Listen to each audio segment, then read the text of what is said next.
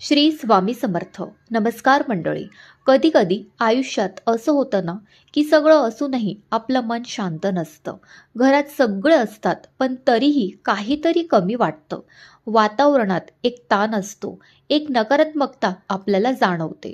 मी पण हे सगळं अनुभवलं आहे.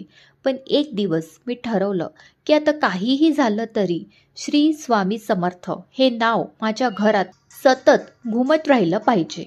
आणि खरंच सांगते मंडळी, त्या दिवसापासून हळूहळू माझ्या आयुष्यात बदल व्हायला सुरुवात झाली. मंडळी, नामस्मरण म्हणजे नेमकं काय? नामस्मरण म्हणजे देवाचं नाव मनापासून सतत घेत राहणं. इथे काही मोठं कठीण नाही, फक्त एकच गोष्ट, ती म्हणजे श्री स्वामी समर्थ हे नाव प्रेमाने, विश्वासाने सतत घेत राहायचं. मंडळी, घरात सतत नामस्मरण केल्यामुळे काय होतं? पहिलं म्हणजे घरात सकारात्मक ऊर्जा निर्माण होते. मी स्वतः अनुभवले आहे की ज्या घरात सतत स्वामींचं नाव घेतलं जातं त्या घरात एक वेगळी शांतता असते.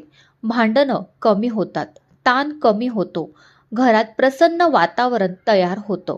जणू काही स्वामी स्वतः त्या घरात वावरत आहेत असं वाटतं. दुसरं म्हणजे मन शांत होतं. आपण दिवसभर किती विचार करत असतो, किती चिंता, किती काळजी करत असतो. पण जेव्हा श्री स्वामी समर्थ म्हणायला लागतो, तेव्हा हळूहळू आपलं मन शांत व्हायला लागतं. चिंता कमी होते, भीती कमी होते आणि आपलं मन स्थिर होतं. तिसरं म्हणजे अडचणीमधून मार्ग मिळतो. हे मी अगदी खात्रीने सांगू शकते.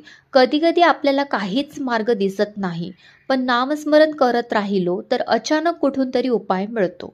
योग्य निर्णय घेता येतो, योग्य माणसं भेटतात, अडचणी हळूहळू सुटायला लागतात.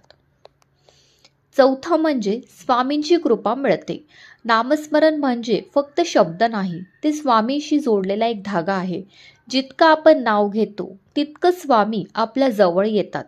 संकटात संरक्षण मिळतं, चुकीच्या गोष्टीपासून दूर राहतो, योग्य मार्गावर चालायला मदत होते. पाचवं म्हणजे घरातील नकारात्मकता दूर होते. कधी कधी घरात कारण नसताना तणाव असतो, वातावरण जड वाटतं. मंडळी, मी हे स्वतः अनुभवलं आहे की नामस्मरण सुरू केल्यावर आपलं घर हलकं वाटायला लागतं. नकारात्मक ऊर्जा आपल्यापासून दूर जाते. सहावं म्हणजे आरोग्यावरही चांगला परिणाम होतो. हे ऐकायला साधं वाटेल पण खूप खरं आहे. मन शांत असेल तर शरीरही निरोगी राहतं. तणाव कमी झाला की आजार कमी होतो. सातवं म्हणजे इच्छापूर्ती होते.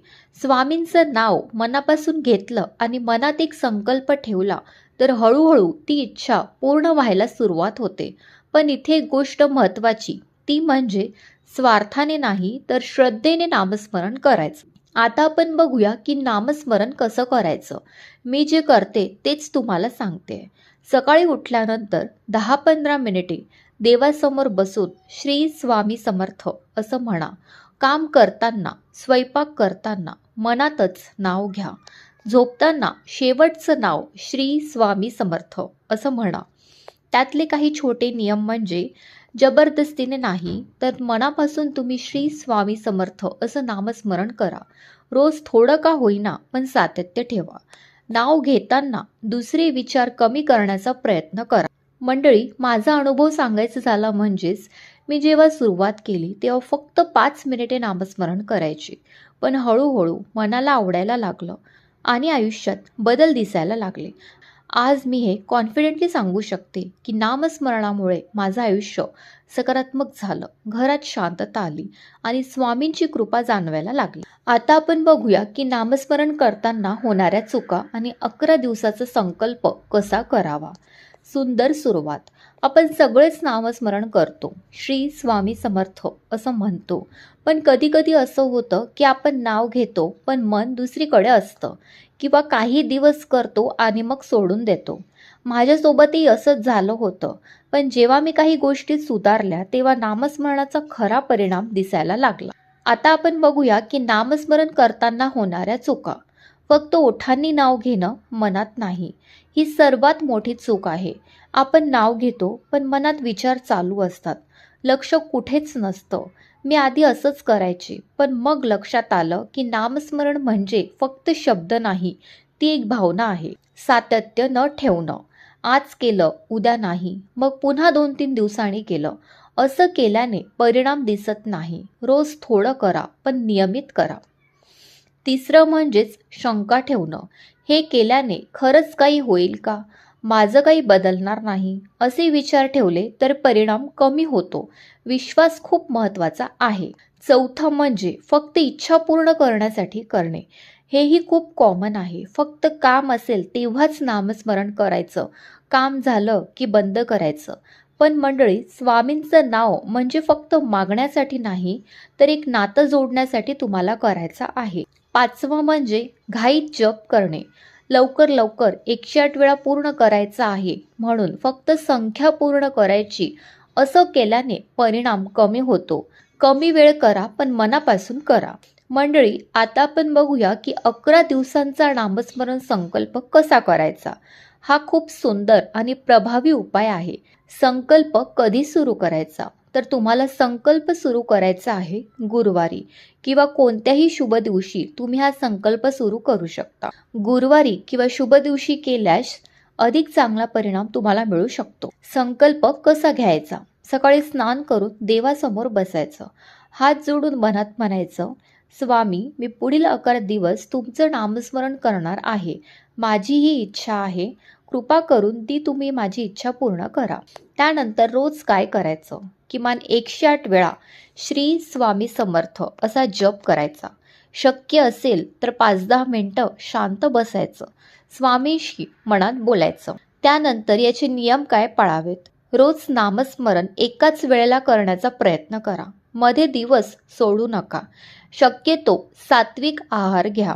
नकारात्मक विचार टाळा. मग मंडळी, या 11 दिवसात जर तुमची पाळी आली असेल तर ते दिवस सोडून पुढीलचे मोजणी दिवस करून तुम्ही हा संकल्प पूर्ण करा. 11व्या दिवशी काय करायचं. 11व्या दिवशी स्वामींना गोड नैवेद्य दाखवायचा. साखर किंवा शिरामध्ये तुम्ही ते दाखवू शकता. त्यानंतर आरती करायची, मनापासून धन्यवाद द्यायचं आणि शेवटी म्हणायचं, स्वामी, जे योग्य आहे तेच करा, असं म्हणून तुमचा संकल्प सोडायचा. आता या संकल्पाचे फायदे म्हणजे तुमचं मन खूप शांत होतं, लक्ष केंद्रित होतं, इच्छा पूर्ण होण्याचे मार्ग दिसतात. मंडळी, शेवटचं सांगायचं झालं म्हणजेच आपल्याकडे सगळ्याच समस्याचं उत्तर नसतं, पण एक गोष्ट नक्की आहे की श्री स्वामी समर्थ हे नाव आपल्या सोबत असेल तर आपण कधीच एकटे नसतो. दररोज थोडा वेळ काढा, मनापासून स्वामींचं नाव घ्या. हळूहळू तुम्हाला जाणवेल की घर बदलतंय, मन बदलतंय आणि आयुष्यही बदलतंय. श्री स्वामी समर्थ. जय जय स्वामी समर्थ.